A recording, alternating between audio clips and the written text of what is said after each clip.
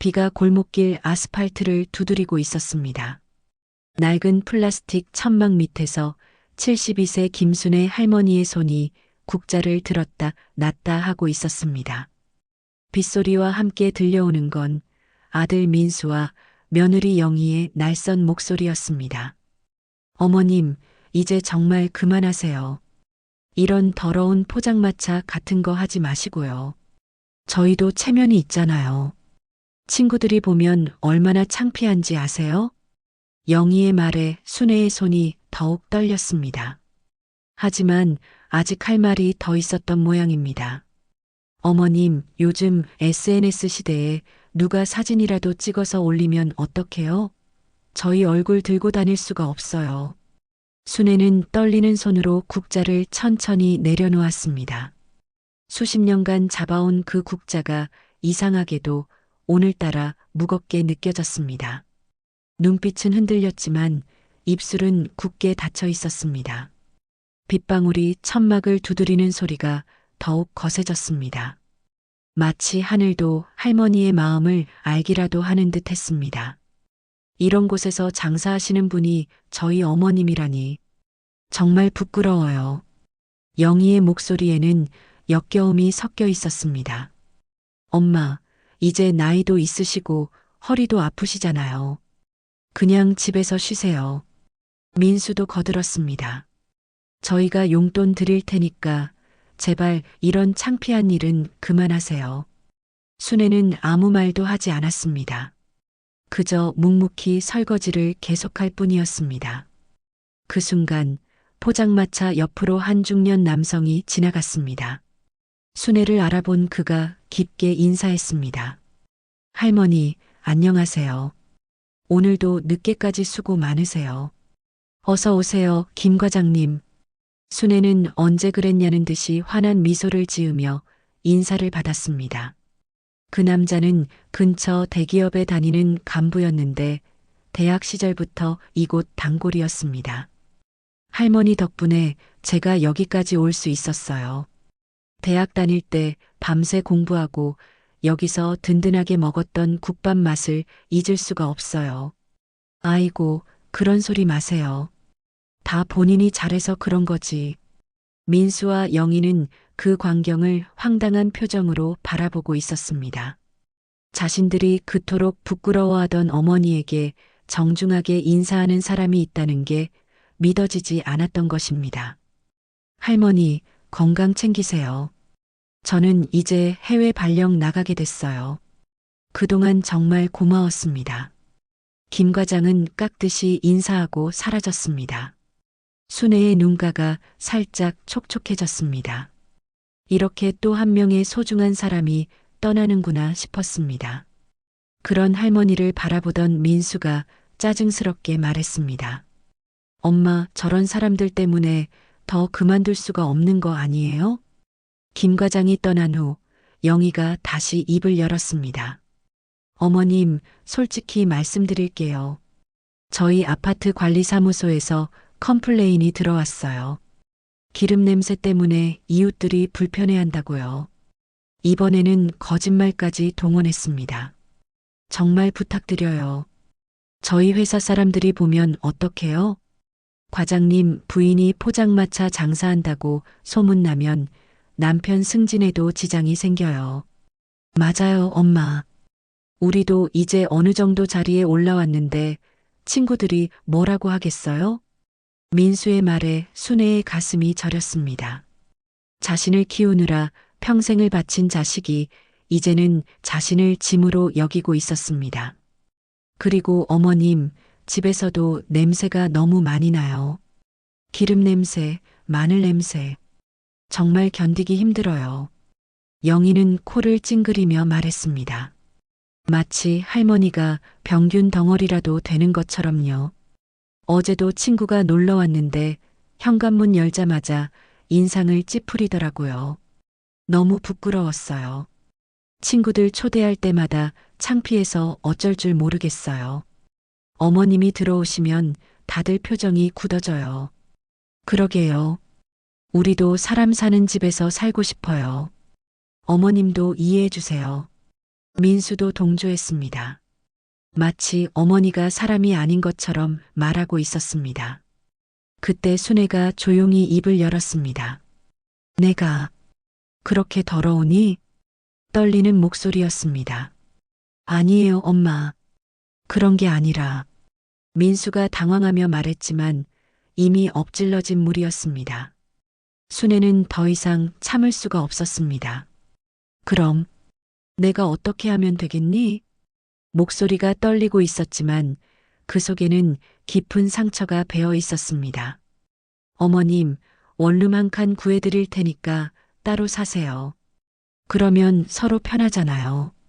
영희의 말이 날아왔습니다. 네, 엄마. 보증금이랑 전세금은 저희가 마련해 드릴게요. 그 대신 정말 이런 일은 그만하세요. 민수도 마치 큰 은혜라도 베푸는 듯한 말투였습니다. 순애는 그 순간 깨달았습니다. 자식들에게 자신은 이제 부담스러운 존재가 되어버렸다는 것을. 평생 자식들을 위해 살아왔는데 이제는 그 자식들로부터 버려지고 있다는 것을 말입니다. 하지만 그보다 더 아픈 건 자신이 그렇게 사랑했던 자식들이 이렇게 매정한 사람들이 되어버렸다는 사실이었습니다. 이런 이야기 혹시 주변에서 보신 적 있으신가요? 자식을 위해 평생을 바쳤지만 늙으면 오히려 짐이 되어버리는 부모들의 이야기 말입니다. 오늘은 여러분이 절대 상상하지 못할 한 할머니의 반전 이야기를 들려드리려고 합니다. 이 영상이 도움이 되셨다면 구독과 좋아요 부탁드리고요. 끝까지 보시면 정말 깜짝 놀라실 거예요. 결국 순애는 집을 나와야 했습니다. 자신이 태어나고 자란 그리고 자식들을 키운 그 집에서 쫓겨나듯 나와야 했습니다. 작은 원룸으로 이사한 첫날 밤 순애는 혼자 앉아 눈물을 흘렸습니다. 수십 년 동안 살던 집의 모든 것들이 그리웠습니다. 아들이 어릴 때 키재기를 하던 문짝의 연필 자국도, 며느리가 처음 왔을 때 함께 심었던 화분도 모든 것이 추억이었는데 이제는 다 남의 것이 되어버렸습니다. 하지만 그 눈물 속에는 서러움만 있는 것이 아니었습니다. 오랫동안 품어온 어떤 결심이 서서히 굳어지고 있었습니다. 며칠 후 휴대폰이 울렸습니다. 민수였습니다. 엄마, 잘 지내고 계세요? 냄새는 좀 빠졌어요? 민수의 목소리에는 걱정보다는 확인하는 투가 더 강했습니다. 그런데 엄마 혹시 친구분들한테 저희 연락처 절대 알려주지 마세요. 괜히 민폐 끼치기 싫거든요. 순애는 한참 동안 말을 하지 못했습니다. 그리고 엄마 동네에서 저희 아들이라고 말하지도 마세요.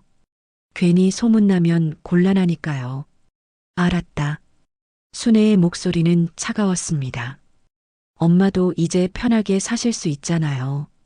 저희 눈치 안 보고요. 민수는 마치 어머니를 위한 일이라도 한 것처럼 말했습니다. 전화를 끊고 나서 순애는 오래된 서류 봉투를 꺼냈습니다. 수십 년 동안 차곡차곡 모아둔 소중한 것들이 들어 있었습니다. 그때 남편 성민이 세상을 떠나기 전에 했던 마지막 말이 떠올랐습니다. 여보, 언젠가는 우리 진짜 모습을 보여줄 때가 올 거야. 그때까지는 참고 기다려. 고생을 모르면 소중함도 모르거든. 순애는 천천히 서류들을 다시 봉투에 넣었습니다. 그리고 한참 동안 그 봉투를 바라보며 생각에 잠겼습니다. 순애는 잠들지 못했습니다. 좁은 원룸에 누워 천장을 바라보며 어제 있었던 일들이 머릿속에서 맴돌았습니다. 아들의 차가운 목소리, 며느리의 혐오스러운 표정, 그리고 자신을 마치 병균 덩어리처럼 대하던 그 시선들이 계속해서 떠올랐습니다. 새벽 5시 순애는 결국 일어나 포장마차 준비를 시작했습니다. 수십 년간 해온 일이라 손은 저절로 움직였지만 마음은 무겁기만 했습니다. 골목에 도착해서 포장마차를 펼치는데 옆에서 라면 가게를 하는 김 사장이 먼저 인사했습니다. 순애 할머니, 어제는 일찍 들어가셨네요. 몸이 안 좋으셨어요? 아, 그냥 좀 일이 있었어요. 할머니, 저 말씀드리려고 했는데 우리 아들이 대학 합격했어요. 할머니가 고등학교 때부터 밤늦게 공부하고 여기서 라면 먹여주신 덕분이에요. 김 사장의 말에 순애는 잠시 미소를 지었습니다. 그런데 문득 자신의 아들은 언제부터 이렇게 매정해졌을까 하는 생각이 들었습니다. 축하해요. 정말 잘 됐네요. 할머니, 우리 아들이 그러는데 나중에 돈 벌면 할머니한테 꼭 보답하겠다고 해요. 할머니 덕분에 마음씨 고운 아이로 자랐어요. 순애는 대답 대신 국물을 저어가며 생각했습니다. 자신도 아들을 그렇게 키웠다고 생각했는데 언제부터 잘못된 걸까요? 그때 한 중년 여성이 포장마차 앞에 서서 망설이고 있었습니다. 깔끔한 옷차림에 명품 가방을 든 모습이 여느 손님과는 달랐습니다. 어서 오세요. 순애가 인사하자 그 여성은 조심스럽게 자리에 앉았습니다. 국밥 하나 주세요. 네, 금방 해드릴게요. 순애는 뜨거운 국밥을 내오며 그 여성을 자세히 봤습니다. 어디선가 본 것 같았는데 기억이 나지 않았습니다. 할머니, 혹시 기억 안 나세요? 저는 최미영이에요. 몇 년 전에 이 근처에서 반찬 가게 했었거든요. 아이고, 미영이 맞네. 그런데 어쩐 일로? 할머니, 저 사업이 잘 돼서 이사했어요. 오늘 이 근처 볼 일이 있어서 왔다가 할머니 생각이 나더라고요. 미영은 국밥을 한 숟가락 떠먹으며 말했습니다. 할머니가 제가 어려울 때 얼마나 도움을 많이 주셨는지 몰라요. 정말 감사했어요. 그런 것도 기억해요? 물론이죠. 할머니 덕분에 저희 가족이 버틸 수 있었어요. 미영은 국밥값을 내고 일어섰습니다. 할머니, 건강하세요. 저 또 올게요. 미영이 떠난 후 순애는 잠시 마음이 따뜻해졌습니다. 이런 사람들이 있어서 포장마차 일이 의미 있다고 느껴졌습니다. 오전 손님들이 하나둘 찾아왔습니다.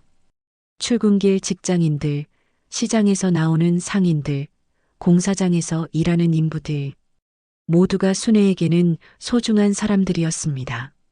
할머니, 국밥 하나요. 젊은 직장인이 급하게 말했습니다. 오늘도 야근이에요? 네, 요즘 프로젝트 때문에 정말 바빠요. 그런데 할머니 국밥 먹으면 힘이 나요. 고생 많으시네요. 많이 드세요. 순애는 평소보다 국밥에 고기를 더 올려주었습니다. 젊은이들의 고생을 보면 마음이 아팠습니다. 자신도 젊은 시절 그렇게 고생했으니까요. 손님이 떠나고 나서 순애는 문득 남편 성민이 생각났습니다. 40여 년 전 20살의 순애가 남편을 따라 서울에 올라온 그날이 떠올랐습니다. 시골에서 농사짓던 성민은 서울 가서 큰일 해보자며 순애의 손을 잡았습니다. 처음에는 남대문 시장 근처에서 작은 포장마차를 시작했습니다. 몇 평 안 되는 천막 하나에 테이블 2개가 전부였습니다.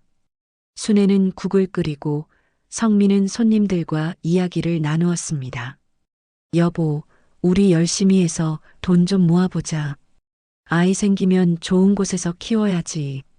성민의 꿈은 소박했습니다. 아이를 잘 키우고 작은 집이라도 하나 마련하는 것. 그것이 전부였습니다. 하지만 세상 일은 생각보다 쉽지 않았습니다. 비가 와서 장사를 못하는 날도 많았고 단속에 걸려 포장마차를 빼앗기기도 했습니다. 그럴 때마다 두 사람은 서로를 의지하며 버텼습니다. 순애야, 힘들지? 당신이 있으니까 괜찮아요. 그렇게 버티던 중에 민수가 태어났습니다. 작은 원룸에서 아이를 키우며 포장마차 일을 계속하는 것은 정말 힘들었습니다. 하지만 아들의 웃는 얼굴을 보면 모든 피로가 사라졌습니다. 이 아이만큼은 공부 잘 시켜서 좋은 사람으로 만들어야 해. 순애와 성민의 바람은 하나였습니다. 아들만큼은 자신들처럼 고생하지 않았으면 좋겠다는 것이었습니다. 민수가 초등학교에 들어갈 무렵 두 사람은 중요한 결정을 했습니다. 여보, 우리 포장마차 위치를 옮겨보자. 더 좋은 자리로. 성민이 찾아낸 곳은 지금의 위치였습니다.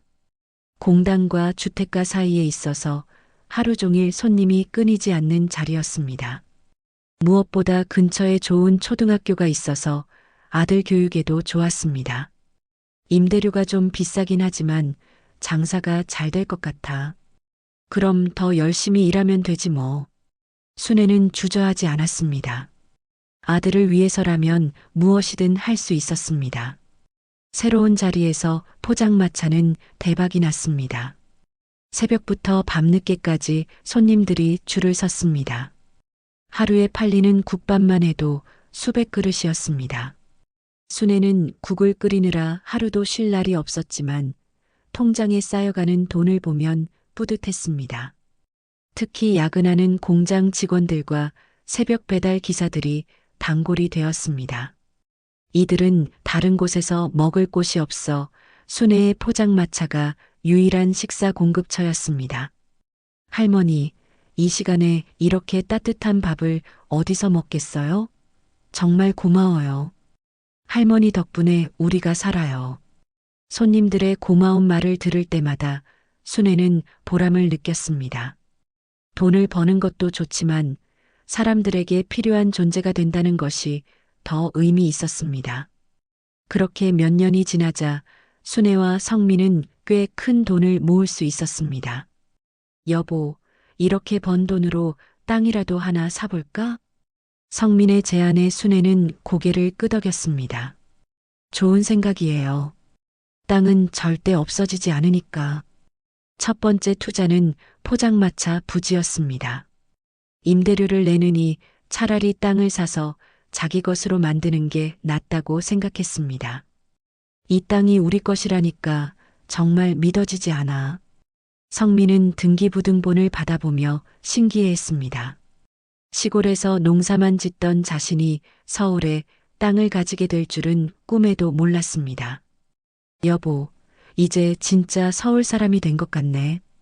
아직 시작일 뿐이야. 더 열심히 일해서 민수가 부끄럽지 않을 아버지가 되자. 그때부터 두 사람의 본격적인 부동산 투자가 시작됐습니다. 번 돈은 모두 저축했고 기회가 있을 때마다 부동산을 매입했습니다.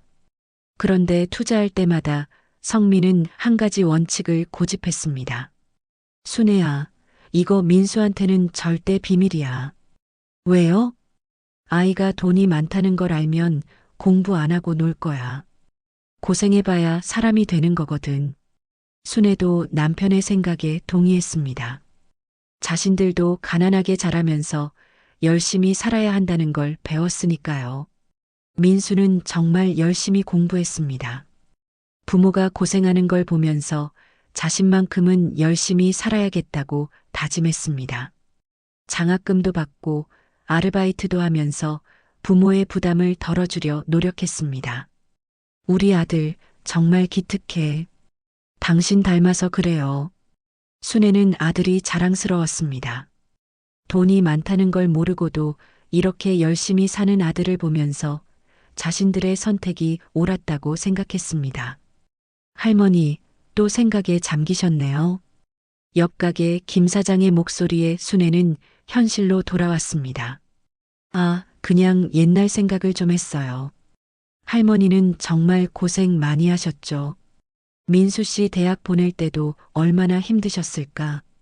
김 사장의 말에 순애는 쓴웃음을 지었습니다. 정말 힘들었습니다. 민수의 대학 등록금을 마련하기 위해 밤잠을 설쳐가며 일했던 기억이 생생했습니다. 하지만 그때는 희망이 있었습니다. 아들이 공부를 잘해서 좋은 사람이 되리라는 믿음이 있었습니다. 설마 그 아들이 나중에 자신을 이렇게 대할 줄은 꿈에도 몰랐습니다. 오후가 되자 손님들이 뜸해졌습니다. 순애는 설거지를 하며 또다시 생각에 잠겼습니다. 민수가 대학교 3학년이 되던 해 순애와 성민은 큰 결정을 했습니다. 강남에 새로 생기는 아파트 분양에 참여한 것입니다. 여보, 이거 대박 날 것 같아. 강남이 완전히 개발되면 집값이 엄청 오를 거야. 성민의 예측은 정확했습니다. 몇 년 후 그 아파트는 몇 배의 값어치로 뛰었습니다. 우리 운이 좋은 것 같아. 운이 아니라 열심히 일한 덕분이지. 그렇게 차근차근 모은 돈으로 부동산을 하나씩 늘려갔습니다. 하지만 겉으로는 여전히 가난한 포장마차 부부였습니다. 민수에게도 절대 비밀이었습니다. 아들한테 알려주면 안 돼. 고생을 모르면 소중함도 모르거든. 성민의 철학이었고 순애도 동의했습니다. 아들이 돈이 많다는 걸 알면 열심히 살지 않을 거라고 생각했습니다. 민수는 정말 열심히 공부했습니다. 장학금도 받고 아르바이트도 하며 부모의 고생을 덜어주려 노력했습니다. 그런 아들을 보면서 순애는 자신들의 선택이 옳았다고 생각했습니다. 드디어 민수가 대학을 졸업하고 좋은 회사에 취직했을 때 순애와 성민은 정말 기뻤습니다. 우리 아들 정말 잘 키웠어. 이제 좀 살 것 같네. 하지만 며느리가 들어온 후부터 모든 것이 달라지기 시작했습니다. 영희는 처음에는 공손했지만 시간이 갈수록 본색을 드러냈습니다. 특히 순애의 포장마차 일을 못마땅하게 여겼습니다. 결혼 첫 해에는 그래도 참았습니다. 어머님 정말 고생 많으시네요. 겉으로는 이해하는 척했습니다. 하지만 민수가 승진하고 영희도 좋은 직장에 다니게 되면서 태도가 바뀌기 시작했습니다. 어머님, 이제 저희가 용돈 드릴 수 있으니까 조금 쉬시는 게 어때요? 처음에는 걱정하는 척했습니다. 친구들이 오면 냄새 때문에 좀 그래요. 그러다가 점점 노골적으로 표현했습니다. 어머님, 솔직히 말씀드리면 좀 부끄러워요. 급기야는 대놓고 싫다는 표현을 했습니다. 그런 며느리를 보며 순애는 마음이 아팠습니다. 하지만 더 아픈 건 아들 민수의 변화였습니다. 처음에는 어머니를 감쌌습니다. 영희야, 그렇게 말하지 마. 엄마가 우리 키우느라 얼마나 고생하셨는데. 하지만 시간이 갈수록 민수도 며느리 편을 들기 시작했습니다. 엄마, 영희 말도 일리가 있어요. 이제 나이도 있으시고 좀 쉬시는 게 어때요? 우리 체면도 생각해 주세요. 결국 아들까지 자신을 부끄러워하게 된 것입니다. 그리고 어제 결국 집에서까지 내쫓았습니다. 할머니, 무슨 깊은 생각을 그렇게 하세요? 이번에는 단골 할머니 박순자가 나타났습니다. 순자 언니 왔어요? 응, 오늘은 국밥 생각이 나서 왔어. 그런데 어제 무슨 일 있었어? 표정이 영 안 좋던데. 순애는 어제 있었던 일을 간단히 말했습니다. 순자는 들으면서 점점 화가 났습니다. 이런 그 못된 자식들이. 순애야, 너 그동안 그 자식들 위해서 얼마나 고생했는데. 언니, 그런 말 하지 마요. 왜 하지 마라? 민수 대학 다닐 때 등록금이 얼마나 비쌌는데 너 밤낮으로 일해서 됐잖아. 결혼할 때도 예단의 신혼집 마련에 다 내가 해줬고. 순자의 말이 맞았습니다. 순애는 아들을 위해서라면 자신이 굶어가면서도 뒷바라지를 했습니다. 그런데 이제 와서 창피하다고? 어디 가서 그런 소리 해봐라. 사람들이 뭐라고 하나. 언니, 이제 그런 일은 다 지난 일이에요. 지난 일이 아니야. 순애야, 너 너무 착해서 탈이야. 그 자식들이 널 우습게 보는 거 아냐? 순자의 말에 순애는 아무 대답도 할 수 없었습니다. 사실 그런 생각이 들었거든요. 자신이 너무 순순히 당하고 있는 건 아닌가 하는 생각이 말입니다. 순애야, 너 정말 아무 대책 없어? 평생 포장마차에서 번 돈이 다 어디 갔어? 언니, 그건. 순애는 말을 멈췄습니다. 아직 누구에게도 말할 수 없는 비밀이었습니다. 뭐가 있긴 있구나. 순애야, 너 뭔가 숨기고 있지? 순자는 순애의 표정을 보고 직감했습니다. 언니, 그런 거 아니에요. 아니긴 뭐가 아니야. 너희 부부가 그렇게 오랫동안 열심히 일했는데 정말 아무것도 없겠어? 순애야, 속 시원하게 말해봐. 순애는 고민했습니다. 오랫동안 숨겨왔던 비밀을 누군가에게 털어놓고 싶었습니다. 특히 순자 언니처럼 믿을 만한 사람에게는 말이죠. 하지만 아직은 때가 아니었습니다. 성민과 약속했잖아요. 정말 필요한 때가 올 때까지는 비밀로 지키겠다고 말입니다. 언니, 정말 별거 아니에요. 그냥 생활비 정도만 있을 뿐이에요. 그래. 그럼 앞으로 어떻게 할 거야? 그 원룸 월세는 어떻게 내고? 일단 포장마차라도 계속해야죠. 다른 방법이 없으니까요. 순자는 안타까운 표정을 지었습니다. 순애야, 너 정말 속상하겠다. 평생 자식 위에 살았는데 이런 대접 받으니까. 언니, 괜찮아요. 이제 혼자 사는 것도 나쁘지 않을 것 같아요. 하지만 순애의 목소리에는 서러움이 배어 있었습니다. 저녁 시간이 되자 손님들이 다시 늘어났습니다. 퇴근하는 직장인들이 하나둘 찾아오기 시작했습니다. 그런데 익숙한 목소리가 들렸습니다. 엄마. 순애가 고개를 들어보니 아들 민수와 며느리 영희가 화난 표정으로 서 있었습니다. 민수야, 너희 왜 여기?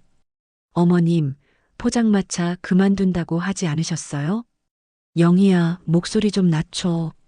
민수가 며느리를 제지했지만 이미 주변 손님들의 시선이 집중됐습니다. 민수야, 너희 왜 여기 왔어? 아, 그냥. 저희도 몰랐어요. 동네 사람이 어머니가 또 나와서 장사한다고 연락이 와서 확인하러 온 거예요. 어머님, 정말 부탁드려요. 이런 곳에서 일하지 마세요. 영희는 목소리를 낮췄지만 여전히 불쾌한 표정이었습니다. 우리가 어제 말했잖아요. 원룸에서 조용히 지내시라고. 순애는 아무 말도 하지 않고 국밥을 포장했습니다. 주변 손님들이 자신들을 바라보는 게 느껴졌습니다. 여기 국밥 2개요. 얼마예요? 민수가 돈을 꺼내려 하자 영희가 그를 막았습니다. 당신 돈 주면 안 돼요. 그럼 우리가 여기 단골인 것처럼 보이잖아요. 영희의 말에 순애는 가슴이 저렸습니다. 괜찮다. 그냥 가져가. 엄마. 민수가 뭔가 말하려다가 영희의 눈치를 보며 입을 다물었습니다. 어머님, 정말 마지막으로 부탁드려요. 제발 이런 일 그만하세요. 우리 체면도 좀 생각해 주세요. 영희는 포장된 국밥을 들고 돌아서려다가 다시 돌아봤습니다. 그리고 혹시 다른 사람들한테 저희 얘기하지 마세요. 괜히 소문나면 곤란하니까요. 2사람이 떠난 후 포장마차는 잠시 조용해졌습니다. 다른 손님들도 방금 전 상황을 눈치채고 어색해하는 분위기였습니다. 할머니, 괜찮으세요? 옆자리에 앉아있던 손님이 걱정스럽게 물었습니다. 괜찮아요. 아무것도 아니에요. 순애는 억지로 미소를 지었지만 마음은 무너져가고 있었습니다. 자신의 자식들이 이렇게까지 자신을 부끄러워한다는 걸 다른 사람들 앞에서 확인하게 된 것입니다. 밤이 깊어가자 마지막 손님도 떠났습니다. 순애는 혼자서 정리를 하며 오늘 하루를 돌이켜봤습니다. 순애는 포장마차를 정리하며 남편 성민이 마지막에 했던 말을 떠올렸습니다. 여보, 언젠가는 우리 진짜 모습을 보여줄 때가 올 거야. 순애는 천천히 포장마차를 정리했습니다. 하지만 마음속 깊은 곳에서는 무언가가 끓어오르고 있었습니다. 그날 밤 순애는 원룸으로 돌아와 남편 성민의 사진을 바라봤습니다. 여보, 언젠가는 우리 진짜 모습을 보여줄 때가 온다고 했잖아요. 사진 속의 성민은 여전히 따뜻한 미소를 짓고 있었습니다. 그때가 바로 지금인 것 같아요. 순애는 오래된 서류 봉투를 꺼내 무릎 위에 올려놓았습니다. 오늘 아들과 며느리가 포장마차 앞에서 자신을 모욕했던 장면이 계속 머릿속에 맴돌았습니다. 당장 그만두세요. 더 이상 가만히 있지 않을 거예요. 영희의 위협적인 말이 귓가에 울렸습니다. 순애는 봉투를 열어 서류들을 하나씩 꺼냈습니다. 부동산 등기부등본들, 통장 사본들, 법인 서류들. 모든 것이 남편 성민과 함께 쌓아 올린 인생의 결과물들이었습니다. 첫 번째 서류를 펼쳐보니 강남구 청담동의 아파트 등기부등본이었습니다. 현재 시세로 수십억은 좋게 될 곳이었습니다.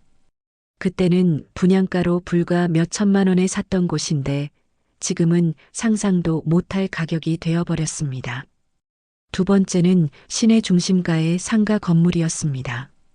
외환위기 때 헐값에 사들인 곳인데 지금은 임대료만으로도 한 달에 수천만 원이 들어오고 있었습니다. 순애는 서류들을 보며 남편 성민과 함께했던 시절을 떠올렸습니다. 여보, 이 아파트 어때? 비싸긴 하지만 나중에 값이 오를 것 같은데. 그래, 그럼 한번 봐볼까? 그때는 포장마차에서 번 돈으로 아파트를 산다는 게 꿈 같은 일이었습니다. 하지만 성민은 항상 미래를 내다보는 안목이 있었습니다. 순애야, 우리가 힘들게 번 돈이니까 신중하게 투자하자. 하지만 너무 안전한 것만 찾으면 기회를 놓칠 수도 있어. 성민의 말이 맞았습니다. 위험을 감수하고 투자했던 부동산들이 모두 대박이 났습니다. 다음 날 아침 순애는 포장마차를 나가지 않았습니다. 작은 원룸 창가에 앉아 바깥을 바라보며 생각에 잠겼습니다. 마음속 깊은 곳에서 끓어오르던 무언가가 이제는 확실한 결심으로 굳어지고 있었습니다. 그때 휴대폰이 울렸습니다. 순애야, 오늘은 포장마차 안 나와? 박순자 할머니였습니다. 언니, 오늘은 좀 쉬려고요. 무슨 일 있어? 목소리가 이상한데. 순애는 어젯밤 일을 간단히 말했습니다. 아들과 며느리가 와서 포장마차 그만두라고 위협했다는 이야기를 들은 순자는 펄펄 뛰었습니다. 뭐라고? 그 못된 자식들이 위협까지 해? 언니 괜찮아요. 괜찮긴 무슨. 순애야, 너 이제 어떻게 살 거야? 포장마차도 못하고 원룸 월세는 어떻게 내고? 순자의 걱정에 순애는 잠시 침묵했습니다. 언니 사실은. 응? 제가 정말 말씀드리고 싶은 게 있는데 아직은 때가 아닌 것 같아요. 순애야, 너 정말 뭔가 숨기고 있는 거 맞지? 언니한테도 못할 말이야? 순애는 고민했습니다. 오랫동안 비밀로 지켜온 이야기를 누군가에게 털어놓고 싶었습니다. 특히 순자 언니처럼 믿을 만한 사람에게는 더욱 말이죠. 언니, 그럼 하나만 물어볼게요. 만약에 제가 정말 큰 비밀을 가지고 있다면 언니는 어떻게 하라고 하실 거예요? 그야 당연히 써야지. 순애야, 너 평생 착하게만 살았는데 언제까지 당하고만 살 거야? 순자의 대답에 순애는 마음이 조금 가벼워졌습니다. 언니, 조금만 기다려주세요. 곧 놀라실 일이 생길 거예요. 전화를 끊고 나서 순애는 다시 서류들을 들여다봤습니다. 통장 사본들만 해도 여러 개의 은행에 분산되어 있었습니다. 각각 억 단위의 돈이 들어 있었습니다. 모든 것이 비밀 계좌였습니다. 아들 이름으로 된 것도 며느리 이름으로 된 것도 하나 없었습니다. 오직 순애와 성민 그리고 법인 명의로만 되어 있었습니다. 그때 남편 말이 맞았구나. 순애는 혼잣말을 했습니다. 성민이 항상 강조했던 것이 있었습니다. 순애야, 절대 아이들 명의로 하지 마. 나중에 문제가 생길 수 있어. 우리가 다 정리한 후에 물려주는 거야. 그 말이 지금 와서 생각해 보니 얼마나 지혜로운 판단이었는지 알 수 있었습니다. 전화를 끊고 나서 순애는 서류들을 다시 정리했습니다. 그리고 오래전부터 알고 지낸 변호사 이정우에게 전화를 걸었습니다. 안녕하세요, 이 변호사님. 김순애입니다. 아, 순애 할머니. 오랜만이에요. 어떻게 지내셨어요? 이정우는 순애 부부와 오랜 인연이 있었습니다. 성민이 살아있을 때부터 법적인 문제들을 상담해주던 믿을 만한 사람이었습니다. 특히 부동산 투자할 때마다 계약서 검토를 부탁했던 사이였습니다. 변호사님, 상담을 받고 싶은데 시간 되실까요? 급한 일이에요. 이정우 변호사는 순애의 진지한 목소리를 느꼈습니다. 물론이죠. 언제든 오세요. 오늘 오후에 오시는 게 어때요? 네, 그럴게요. 약속을 잡고 나서 순애는 중요한 서류들을 가방에 넣었습니다. 이제 정말로 결정할 때가 온 것 같았습니다. 그런데 집을 나서려는데 문 앞에서 목소리가 들렸습니다. 어머님 계세요? 며느리 영희의 목소리였습니다. 순애는 잠시 망설였지만 문을 열어줬습니다. 영희야, 무슨 일이야? 어머님, 잠깐 들어가도 될까요? 영희는 순애의 원룸을 둘러보며 들어왔습니다. 좁은 공간에 가구도 별로 없고 정말 가난하게 사는 것 같다는 표정을 지었습니다. 어머님, 어제는 제가 좀 심하게 말한 것 같아서요. 갑작스러운 사과에 순애는 의외였습니다. 괜찮아. 그런데 어머님, 생활비는 정말 괜찮으세요? 이렇게 좁은 곳에서 지내시기 힘드실 텐데. 영희는 원룸을 다시 한번 훑어봤습니다. 냉장고도 작고 가전제품도 오래된 것들 뿐이었습니다. 괜찮다. 어머님, 솔직히 말씀드릴게요. 저희도 어머님이 힘드실까봐 걱정돼요. 영희의 말에 순애는 조금 놀랐습니다. 이런 말을 할 줄은 몰랐거든요. 그런데 포장마차는 정말 안 됐어요. 저희 체면상 너무 힘들거든요. 알겠어. 대신에 저희가 매달 용돈을 좀 드릴게요. 얼마나 있어야 생활이 되세요? 순애는 며느리의 말을 들으며 복잡한 기분이 들었습니다. 용돈이라니. 자신의 진짜 재력을 안다면 이런 말을 할 수 있을까요? 영희야, 고마운 마음은 알겠는데. 어머님, 한 달에 100만 원 정도면 어떠세요? 포장마차 안 하셔도 될 만큼은 되잖아요. 100만 원. 순애에게는 하루 임대료 수입보다도 적은 돈이었습니다. 하지만 며느리는 그것도 큰 돈인 양 말하고 있었습니다. 정 안 되면 조금 더 올릴 수도 있고요. 그 대신 정말 조용히 지내셔야 해요. 조용히? 네. 친구들이나 이웃들한테 저희 얘기하지 마시고 괜히 나서지도 마시고요. 영희의 말을 들으며 순애는 이 사람이 정말 무엇을 원하는지 알 것 같았습니다. 돈으로 할머니의 입을 막으려는 것이었습니다.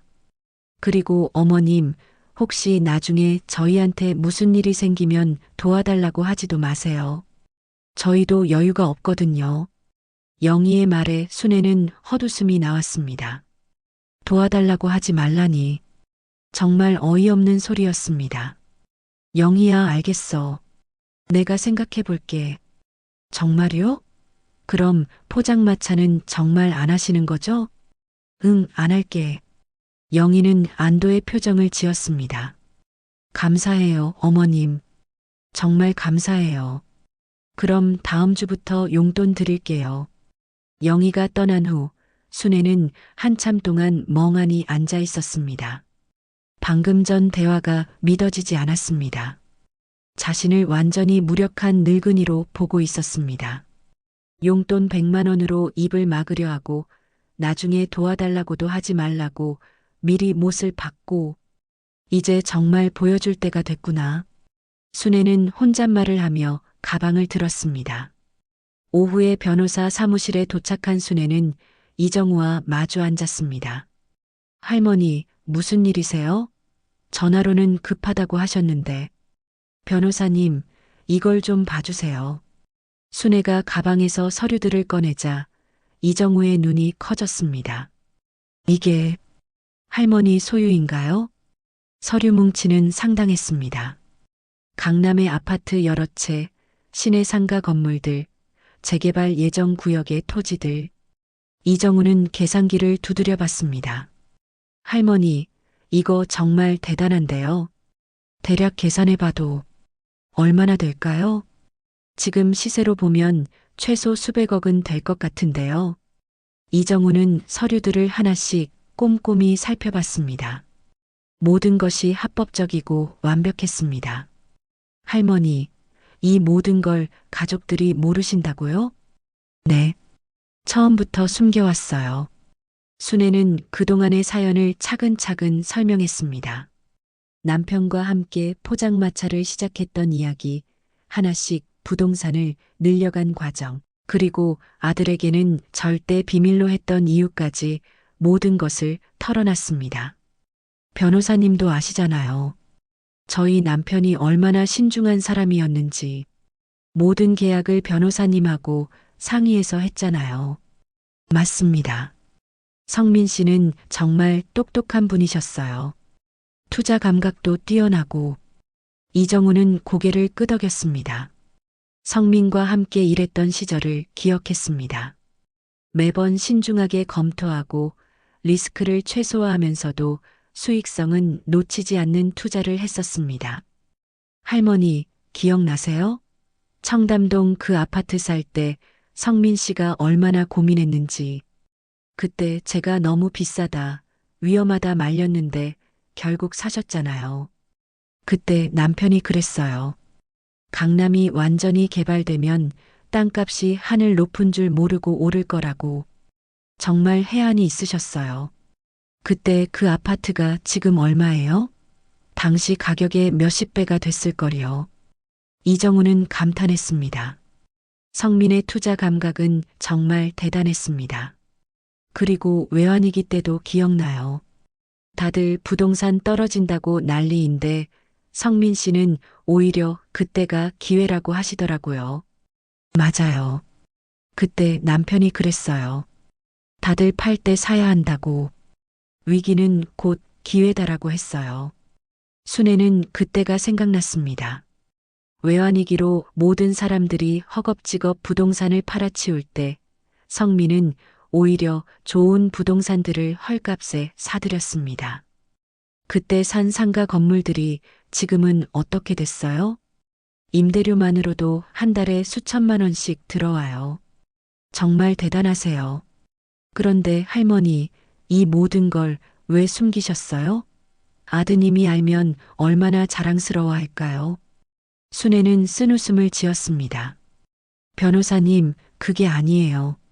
이제 아들과 며느리가 저를 너무 심하게 대해요. 오늘도 며느리가 와서 용돈 100만 원 주겠다고 하더라고요. 용돈 100만 원이요? 이정우는 놀랐습니다. 수백억 자산가에게 용돈 100만 원이라니. 네. 그것도 큰 돈인 양 말하면서 조용히 지내라고 하더라고요. 그리고 나중에 도와달라고도 하지 말라고 미리 못을 받고요. 할머니, 정말 어이없네요. 아드님들이 알면 정말 깜짝 놀랄 거예요. 순애는 한숨을 쉬었습니다.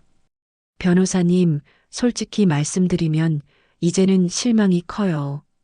어제는 포장마차 앞에서 저를 공개적으로 망신줬거든요. 무슨 일이 있었는데요? 순애는 어제 있었던 일을 자세히 말했습니다. 아들과 며느리가 포장마차에 와서 다른 손님들 앞에서 자신을 꾸짖었던 일, 약속 어겼다며 위협했던 일까지 모든 것을 털어놨습니다. 그런 일이 있었군요. 할머니가 얼마나 상처받으셨을까. 변호사님, 제가 어떻게 해야 할까요? 이정우는 잠시 생각했습니다. 우선 할머니께서 어떻게 하고 싶으신지가 중요해요. 이 자산들을 공개하실 생각이세요? 순애는 잠시 고민했습니다. 사실 남편이 살아있을 때는 아들이 철이 들 때까지 기다리자고 했어요. 하지만 이제는 아들이 더 나빠지는 것 같아요. 그럼 단계적으로 접근해 보는 게 어떨까요? 단계적으로요? 네. 우선 아드님께 할머니가 생각보다 여유가 있다는 걸 조금씩 알려보세요. 그리고 반응을 보는 거죠. 이정우의 제안에 순애는 잠시 생각했습니다. 아니에요. 단계적으로 할 필요 없을 것 같아요. 네. 오늘 며느리 말을 들어보니까 이런 사람들한테는 확실하게 보여주는 게 좋을 것 같아요. 순애의 목소리가 단호해졌습니다. 변호사님, 제대로 준비해 주세요. 한 번에 모든 걸 보여줄 거예요. 알겠습니다. 그런데 할머니, 구체적으로 어떻게 하실 생각이세요? 아들과 며느리를 집으로 불러서 직접 보여주고 싶어요. 직접 보여주신다고요? 네. 이 서류들을 다 보여주고 제가 어떤 사람인지 확실히 알려주고 싶어요. 그럼 준비를 철저히 해야겠네요. 혹시 모를 상황에 대비해서 법적 보호 장치도 마련해야 하고요. 법적 보호 장치요? 네. 갑자기 자산이 공개되면 아드님과 며느리가 어떤 반응을 보일지 모르잖아요. 혹시 욕심을 내거나 문제를 일으킬 수도 있고요. 이정우는 책상에서 서류를 꺼냈습니다. 우선 유언장부터 작성하시는 게 좋겠어요. 할머니의 진짜 의도를 명확히 해두는 거죠. 유언장이요? 네. 그리고 신탁 설정도 고려해 볼 만해요. 자산을 보호하면서도 할머니가 원하는 방식으로 관리할 수 있거든요. 순애는 변호사의 말을 귀에 깊게 들었습니다. 그리고 상속세 문제도 미리 준비해야 해요. 이 정도 자산이면 세금이 상당할 텐데 미리 준비하지 않으면 나중에 문제가 될 수 있어요. 그런 것들이 복잡하네요. 복잡하긴 하지만 꼭 필요한 일이에요. 특히 할머니 상황에서는 더욱 중요하고요. 이정우는 자세히 설명했습니다. 예를 들어서 만약 아드님이 갑자기 태도를 바꿔서 할머니께 잘하기 시작한다면 어떻게 하실 거예요? 그럴까요? 가능성은 있죠. 갑자기 수백억 자산가라는 걸 알면 180도 바뀔 수도 있어요. 순애는 그 가능성을 생각해 봤습니다. 그런데 그게 진심일까요? 돈 때문에 바뀌는 마음이라면. 맞아요. 그래서 미리 준비해 두는 거예요. 할머니의 진짜 의도가 무엇인지, 어떤 조건에서 상속할 것인지 명확히 해두는 거죠. 변호사님, 그럼 모든 걸 준비해 주세요. 완벽하게요. 알겠습니다. 그런데 할머니, 언제쯤 공개하실 생각이세요? 순애는 잠시 망설였습니다. 며칠 안에요. 더 기다릴 이유가 없을 것 같아요. 알겠습니다. 그럼 서둘러서 준비하죠. 상담을 마치고 변호사 사무실을 나온 순애는 마음이 한결 가벼워졌습니다. 오랫동안 혼자 짊어져 왔던 짐을 누군가와 나눈 기분이었습니다. 그런데 집으로 돌아오는 길에 또 다른 일이 있었습니다.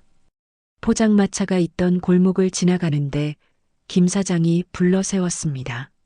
순애 할머니, 요즘 포장마차 안 나오시네요? 아, 좀 쉬고 있어요. 할머니, 혹시 무슨 일 있으셨어요? 단골들이 다 궁금해해요. 김 사장의 말을 듣고 보니 포장마차 앞에 꽃다발이 놓여 있었습니다. 저게 뭐예요? 아, 할머니 단골들이 가져다 놓은 거예요. 할머니가 편찮으신 줄 알고 걱정해서요. 순애는 가슴이 뭉클했습니다. 이런 사람들이 있는데 정작 자신의 가족들은 자신을 부끄러워했습니다. 김 사장님, 누가 가져다 놨어요? 여러 명이요. 어제는 공장에서 일하는 박 씨가 왔었고, 오늘 오전에는 시장에서 채소 파는 이 씨도 왔었어요.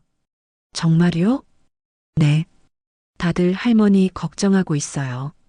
특히 박 씨는 할머니 덕분에 자기가 여기서 버틸 수 있었다고 하더라고요. 김 사장이 말하는 박 씨는 야간 근무를 하는 공장 직원이었습니다. 가정 형편이 어려워서 늘 걱정이 많았던 사람이었는데 순애가 종종 국밥을 더 많이 주거나 가격을 깎아주곤 했었습니다. 그리고 시장 이 씨는 할머니가 안 계시니까 새벽에 출근할 때 먹을 데가 없다고 하더라고요. 아이고, 그런 분들이 다 기억해 주시네. 할머니, 언제쯤 다시 나오세요? 이 동네에 할머니 국밥만큼 맛있는 데가 없어요. 김 사장님 고마워요. 그런데 이제 포장마차는 안 할 것 같아요. 네. 왜요? 순애는 대답하기 어려웠습니다. 아들과 며느리 때문이라고 할 수도 없고 그렇다고 거짓말을 할 수도 없었습니다. 그냥 나이가 들어서 그래요. 아, 그러시구나. 그래도 아쉬워요. 할머니가 없으니까 이 골목이 허전해요. 김 사장과 헤어진 후 순애는 포장마차 자리를 한참 바라봤습니다. 수십 년간 자신의 인생이었던 곳이었습니다. 남편과 함께 시작해서 아들을 키우고 그 돈으로 지금의 부를 쌓은 시작점이었습니다. 꽃다발을 보니 마음이 더욱 아팠습니다. 이렇게 자신을 기억해주고 걱정해주는 사람들이 있는데 정작 자신의 가족은 자신을 부담스러워했습니다. 그때 한 할머니가 다가왔습니다. 순애보다 나이가 더 많아 보이는 분이었는데 지팡이를 짚고 천천히 걸어오고 있었습니다. 혹시 순애 씨예요? 네, 맞는데요. 아이고, 정말 순애 씨네요. 저는 정말자예요. 기억 안 나세요? 순애는 잠시 생각해 봤습니다. 얼굴이 익숙한 것 같기도 하고 아닌 것 같기도 했습니다. 죄송한데 잘 기억이... 아, 그럴 만해요. 제가 많이 늙었으니까. 저는 여기서 조금 떨어진 곳에 살고 있는데 가끔 순애 씨 포장마차에 가서 국밥 먹곤 했거든요. 아, 그러셨군요. 그런데 요즘 안 나오신다고 해서 궁금해서 왔어요. 혹시 편찮으신 건 아닌가 해서요. 정말자 씨의 말에 순애는 또 한 번 감동했습니다. 이렇게 자신을 걱정해주는 사람이 또 있다니. 괜찮아요. 그냥 좀 쉬고 있어요. 다행이네요. 그런데 순애 씨, 제가 하고 싶은 말이 있어요. 네, 말씀하세요. 정말자는 순애의 손을 잡았습니다. 순애 씨, 정말 고마웠어요. 고맙긴요. 제가 뭘 했다고. 아니에요. 저희 손자가 대학 다닐 때 순애 씨가 얼마나 도움을 많이 주셨는지 몰라요. 손자요? 네. 저희 손자가 이 근처 대학교 다녔거든요. 그때 돈이 없어서 끼니를 거를 때가 많았는데 순애 씨가 국밥을 공짜로 주신 적이 한두 번이 아니에요. 순애는 그제서야 기억이 났습니다. 몇 년 전에 자주 오던 대학생이 있었는데 워낙 말랐고 가난해 보여서 종종 국밥을 더 주곤 했었습니다. 아, 그 아이요. 지금 어떻게 지내요? 잘 지내고 있어요. 대학 졸업하고 좋은 직장에도 들어가고 결혼도 하고 아이도 생겼어요. 아이고, 정말 잘 됐네요. 그런데 그 아이가 그러더라고요. 할머니 덕분에 자기가 대학을 마칠 수 있었다고. 정말 고맙다고 꼭 전해달라고 하더라고요. 정말자의 말에 순애는 눈시울이 붉어졌습니다. 그리고 이거 받으세요. 정말자는 봉투를 하나 꺼냈습니다. 아니에요. 이런 건 받을 수 없어요. 아니에요. 저희 손자가 꼭 드리라고 했어요. 그때 받은 은혜에 비하면 이건 아무것도 아니라고요. 정말 안 돼요. 순애는 완강히 거절했습니다. 하지만 정말자는 봉투를 순애 손에 억지로 쥐어주었습니다. 순애 씨, 받으세요. 안 받으시면 저희가 마음이 편하지 않아요. 결국 순애는 봉투를 받을 수밖에 없었습니다. 그리고 순애 씨, 언제쯤 다시 포장마차 하실 거예요? 그걸 왜 물어보세요? 저희 손자가 결혼기념일에 아내랑 함께 할머니 국밥 먹으러 오고 싶다고 하거든요. 신혼 때부터 계획했던 일이라고요. 순애는 뭐라고 대답해야 할지 몰랐습니다. 그런데 이제 안 하신다고 하니까 어떻게 해야 할지. 죄송해요. 정말 죄송해요. 아니에요. 순애 씨 사정이 있으시겠죠. 그래도 아쉬워요. 정말자가 떠난 후 순애는 혼자 포장마차 자리에 서 있었습니다. 봉투를 열어보니 꽤 큰 돈이 들어 있었습니다. 이런 사람들이 있는데 순애는 혼잣말을 했습니다.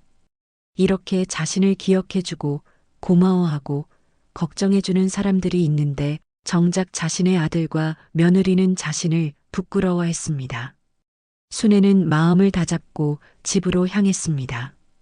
그날 밤 순애는 원룸에 앉아 남편 성민의 사진을 바라봤습니다. 여보, 오늘 정말 많은 일이 있었어요. 사진 속 성민은 여전히 따뜻한 미소를 짓고 있었습니다. 변호사님도 만나고 포장마차 단골들도 만났어요. 다들 저를 기억해주고 고마워하더라고요. 순애는 오늘 있었던 일들을 차례대로 이야기했습니다. 그런데 우리 아들과 며느리는 정말 너무해요. 여보, 이제 정말 우리 진짜 모습을 보여줄 때가 온 것 같아요. 더 이상 참을 수 없을 것 같아요. 걱정 마세요. 변호사님이 모든 걸 준비해 주시기로 했어요. 그리고 저도 각오를 했어요. 순애는 서류 봉투를 꼭 껴안으며 내일을 기다렸습니다. 다음 날 오전 이정우 변호사에게서 연락이 왔습니다. 할머니, 준비가 다 됐어요. 유언장도 작성했고 필요한 서류들도 다 정리했습니다. 고맙습니다, 변호사님. 그런데 할머니, 정말로 오늘 말씀하실 거예요? 네. 더 이상 미룰 이유가 없을 것 같아요. 알겠습니다. 혹시 필요하시면 제가 함께 있어 드릴 수도 있어요. 괜찮을까요? 물론이죠. 법적인 문제가 생길 수도 있고 할머니 혼자서는 부담스러우실 것 같아서요. 순애는 변호사의 제안에 고마웠습니다. 그럼 부탁드려도 될까요? 당연하죠. 시간만 알려주세요. 오전에 민수에게서 전화가 왔습니다. 엄마, 포장마차 정말 안 하고 계신 거죠? 그렇다. 다행이에요. 영희가 어제 갔다 왔는데 엄마가 알아들으신 것 같다고 하더라고요. 민수의 목소리에는 안도감이 느껴졌습니다. 그런데 엄마, 생활비는 정말 괜찮으세요? 저희가 조금씩 드릴 테니까 걱정 마세요. 민수야. 네, 엄마. 엄마 만나서 할 얘기가 있어. 순애의 목소리가 평소와 달랐습니다. 뭔가 단호한 기운이 느껴졌습니다. 무슨 얘기요? 중요한 얘기야. 너하고 영희랑 같이 와. 엄마, 무슨 일이에요? 뭔가 심각한 것 같은데. 민수는 불안해했습니다. 어머니의 목소리가 이상했거든요. 내일 오후에 엄마 집으로 와. 꼭 둘이 같이. 엄마, 혹시 편찮으신 거 아니에요? 병원에 가봐야 하는 거 아니에요? 아니야. 그런 게 아니라 정말 중요한 얘기가 있어. 순애는 단호한 목소리로 말했습니다. 알겠어요, 엄마. 내일 갈게요. 영희랑 같이요. 전화를 끊고 나서 순애는 이정우 변호사에게 연락했습니다. 변호사님, 내일 오후에요. 드디어 말할 때가 왔어요. 준비는 다 됐습니다, 할머니. 서류도 정리했고 필요한 것들도 다 준비해놨어요. 변호사님, 혹시 내일 같이 있어 주실 수 있어요? 법적인 문제도 있을 것 같고. 물론이죠. 제가 꼭 함께 하겠습니다. 순애는 마지막으로 서류들을 정리하며 마음을 다잡았습니다. 내일이면 모든 것이 바뀔 것입니다. 더 이상 숨어 살 필요도 무시당할 필요도 없을 것입니다. 그날 밤 순애는 오랫동안 잠들지 못했습니다. 내일 아들과 며느리가 어떤 반응을 보일지, 그 후에는 어떻게 될지 궁금했습니다. 하지만 두렵지는 않았습니다. 오히려 홀가분한 기분이었습니다. 마치 무거운 짐을 내려놓는 것 같았습니다. 새벽이 되어서야 순애는 잠들 수 있었습니다. 꿈에서 남편 성민이 나타나 말했습니다. 여보, 잘하고 있어. 이제 우리의 진짜 모습을 보여줄 때야. 그 꿈을 꾸며 순애는 편안히 잠들었습니다. 오늘이 바로 그날이었습니다. 수십 년간 숨겨왔던 비밀을 세상에 드러내는 날. 순애는 원룸을 깨끗하게 정리하고 서류들도 다시 한번 확인했습니다. 변호사가 정리해준 자료들까지 포함하면 상당한 분량이었습니다. 오전에 박순자 언니에게서 전화가 왔습니다. 순애야, 오늘은 기분이 좋아 보이네. 무슨 좋은 일 있어? 언니, 오늘 정말 중요한 일이 있어요. 무슨 일인데? 아직은 말할 수 없지만 내일이면 언니도 깜짝 놀라실 거예요. 순애야, 너 정말 뭔가 계획하고 있구나.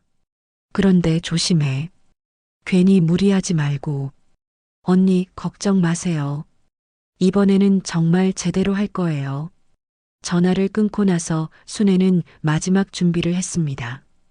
옷도 평소보다 조금 더 단정하게 입고 머리도 깔끔하게 정리했습니다.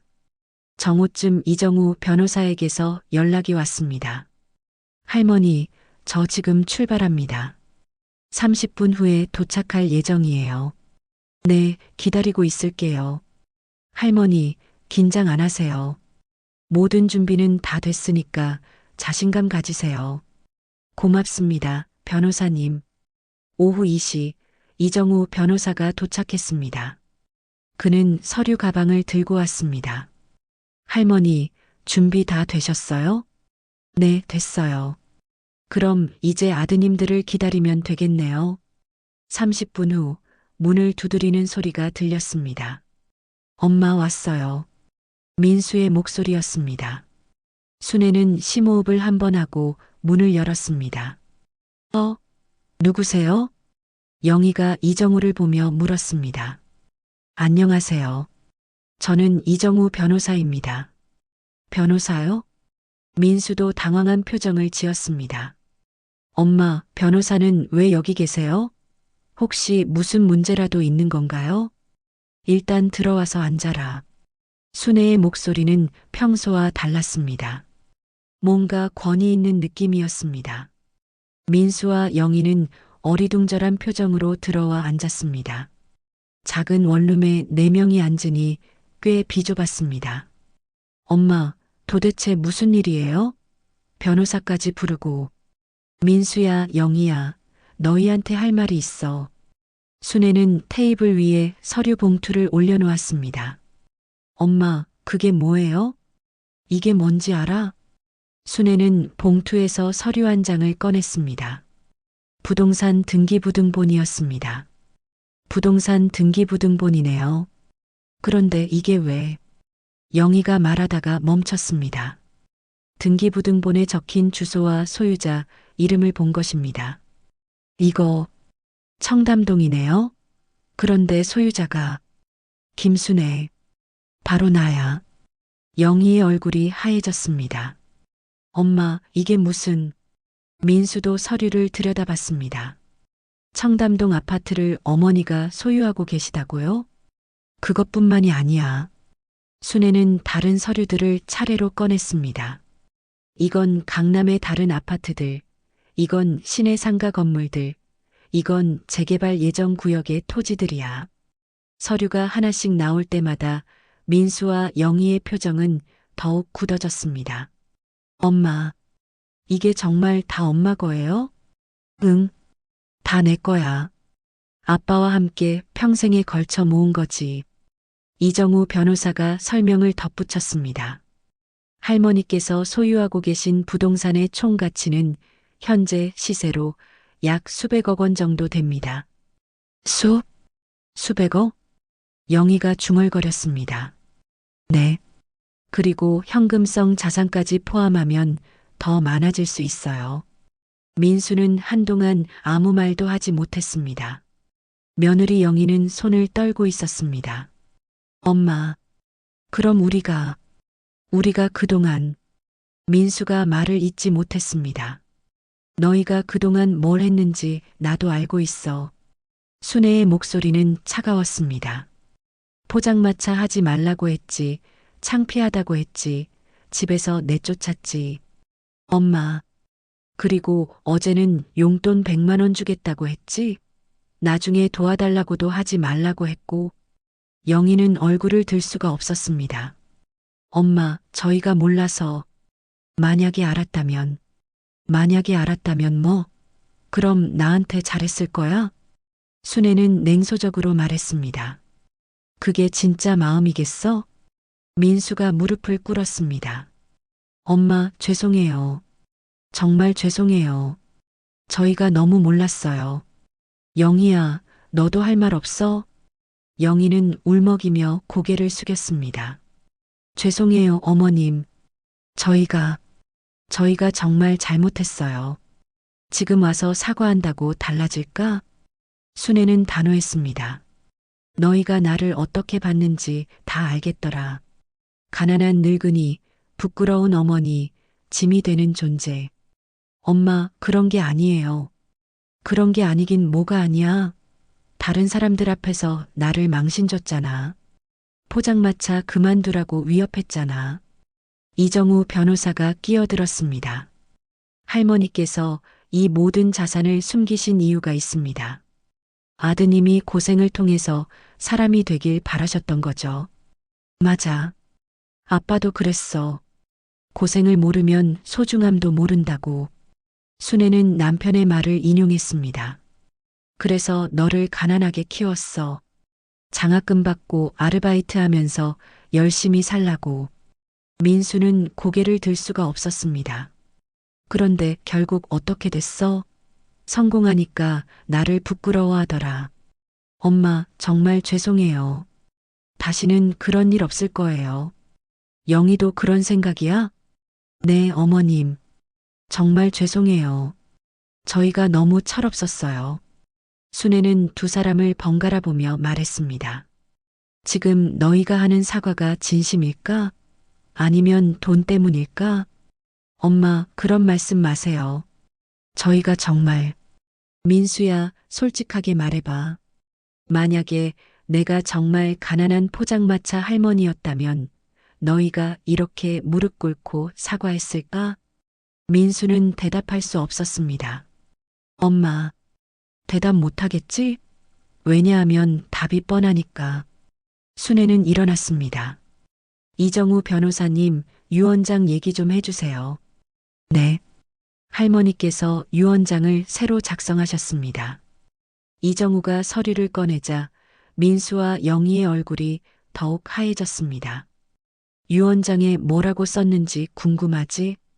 순애가 물었습니다. 엄마, 제발. 걱정 마. 너희를 아예 배제하지는 않았어. 하지만 조건이 있어. 조건이요? 앞으로 나한테 어떻게 하느냐에 따라 상속 내용이 달라진다는 거야. 이정우가 설명했습니다. 할머니께서 앞으로의 태도 변화를 지켜보시고 그에 따라 상속 비율을 조정하기로 하셨습니다. 그리고 또 하나 조건이 있어. 순애가 덧붙였습니다. 포장마차. 포장마차요? 내가 다시 포장마차를 한다고 해도 절대 반대하면 안 돼. 그리고 창피해하지도 말고. 민수와 영희는 당황했습니다. 엄마, 그런데 왜 포장마차를? 이미 이렇게 많은 돈이 있으신데. 그게 내 인생이야. 내가 살아온 방식이고 내가 행복한 일이야. 순애의 목소리에는 확신이 있었습니다. 포장마차를 통해서 만나는 사람들이 진짜 나를 알아줘. 너희처럼 돈 때문에 태도가 바뀌지도 않고. 영희가 조심스럽게 물었습니다. 어머님, 그럼 앞으로 저희가 어떻게 해야 할까요? 글쎄, 그건 너희가 정할 일이야. 진짜 마음으로 나를 대할 건지 아니면 돈 때문에 억지로 할 건지. 순애는 창문 쪽을 바라보며 말했습니다. 하지만 한 가지는 확실해. 더 이상 나를 무시하거나 부끄러워하면 안 된다는 거야. 민수가 다시 무릎을 꿇었습니다. 엄마, 기회를 주세요. 저희가 정말 달라질게요. 영희도 그런 생각이야? 네, 어머님. 저도 정말 반성하고 있어요. 순애는 한참을 생각하다가 말했습니다. 좋아. 기회는 주겠어. 하지만 다시는 실망시키면 안 돼. 네, 엄마. 그리고 이제부터는 내 앞에서 거짓말하지 마. 진솔하게 대해. 네, 알겠습니다. 이정우 변호사가 마지막으로 말했습니다. 그럼 할머니, 오늘 상담은 여기서 마무리하고 앞으로 상황을 지켜보시는 게 어떨까요? 그러죠. 순애는 고개를 끄덕였습니다. 민수와 영희가 일어나려고 하자 순애가 말했습니다. 그런데 하나만 더 물어볼게. 네, 엄마. 너희 정말 진심으로 사과하는 거야? 민수와 영희는 서로를 바라본 후 고개를 끄덕였습니다. 네, 엄마. 정말 진심이에요. 좋아. 그럼 앞으로 지켜보겠어. 두 사람이 떠난 후 순애는 이정우와 함께 차를 마시며 이야기를 나눴습니다. 할머니, 어떠세요? 후련하시죠? 네, 정말 후련해요. 오랫동안 품고 있던 걸 다 털어놔서 그런가 봐요. 아드님과 며느리 반응도 예상보다는 좋았던 것 같아요. 그렇죠? 그래도 진심인지는 앞으로 지켜봐야겠어요. 맞습니다. 시간이 지나봐야 알 수 있는 일이죠. 이정우가 떠난 후 순애는 혼자 원룸에 앉아 있었습니다. 창밖을 바라보며 오늘 있었던 일을 되짚어 봤습니다. 드디어 해냈습니다. 수십 년간 숨겨온 비밀을 세상에 드러냈습니다. 이제부터는 더 이상 숨어 살 필요가 없었습니다. 김순애가 아닌 진짜 자신으로 당당하게 살 수 있게 된 것입니다. 며칠 후 민수에게서 전화가 왔습니다. 엄마, 그동안 정말 죄송했어요. 저희가 정말 몰랐어요. 민수야, 이제 그런 얘기 하지 마. 앞으로 어떻게 하느냐가 중요해. 네, 엄마. 그런데 엄마, 정말 포장마차 다시 하실 거예요? 왜? 또 반대할 거야? 아니에요. 절대 반대 안 해요. 그런데 도와드릴 일 있으면 언제든 말씀하세요. 순애는 아들의 목소리가 예전과 다르다는 것을 느꼈습니다. 민수야, 고마워. 하지만 엄마 혼자 할 수 있어. 네, 알겠어요. 그래도 필요한 게 있으면 꼭 말씀하세요. 일주일 후 순애는 다시 포장마차를 시작했습니다. 예전과 같은 자리에서 예전과 같은 메뉴로. 하지만 마음만큼은 완전히 달랐습니다. 이제는 더 이상 숨길 것도 부끄러워할 것도 없었습니다. 첫날부터 단골들이 하나둘 찾아왔습니다. 할머니, 정말 오랜만이에요. 얼마나 기다렸는지 몰라요. 할머니가 없으니까 이 동네가 너무 허전했어요. 이제 다시 맛있는 국밥을 먹을 수 있겠네요. 사람들의 환대에 순애는 가슴이 따뜻해졌습니다. 그때 민수와 영희가 나타났습니다. 어머님, 안녕하세요. 엄마, 국밥 2그릇 주세요. 이번에는 당당하게 자랑스러운 표정으로 주문하고 있었습니다. 어머님, 국밥이 제일 맛있어요. 영희가 다른 손님들에게 말했습니다. 저희 어머님이세요. 이 동네에서 정말 유명하신 분이거든요. 순애는 그 모습을 보며 미소를 지었습니다. 아직 완전히 믿을 수는 없지만 조금씩 변화하고 있는 것 같았습니다. 그날 저녁 장사를 마치고 집으로 돌아가는 길에 순애는 남편 성민의 사진에게 말했습니다. 여보, 드디어 해냈어요. 우리 진짜 모습을 보여줬어요. 아들과 며느리도 조금씩 변하고 있는 것 같아요. 아직 완전히 믿을 수는 없지만요. 그래도 이제는 당당하게 살 수 있을 것 같아요. 더 이상 숨지 않고 말이에요. 순애는 서류 봉투를 보관함에 넣으며 생각했습니다. 이제는 정말로 새로운 시작이었습니다. 김순애가 아닌 진짜 자신으로 살아가는 새로운 인생의 시작이었습니다. 그리고 무엇보다 중요한 것은 이제는 아무도 자신을 무시하거나 부끄러워하지 않을 것라는 사실이었습니다. 순애는 마침내 진정한 자유를 찾았습니다. 이런 할머니의 이야기 어떠셨나요? 평생 자식을 위해 희생하며 살아왔지만 오히려 무시받던 할머니가 자신의 진짜 모습을 당당하게 드러내는 모습이 정말 통쾌하지 않으셨나요? 여러분 주변에도 이런 어르신들이 계실지도 모릅니다. 겉으로는 평범해 보여도 놀라운 이야기를 가지고 계신 분들 말입니다. 구독과 좋아요 부탁드려요. 그리고 댓글로 여러분의 생각도 들려주세요. 다음에도 더 재미있고 감동적인 이야기로 찾아뵙겠습니다.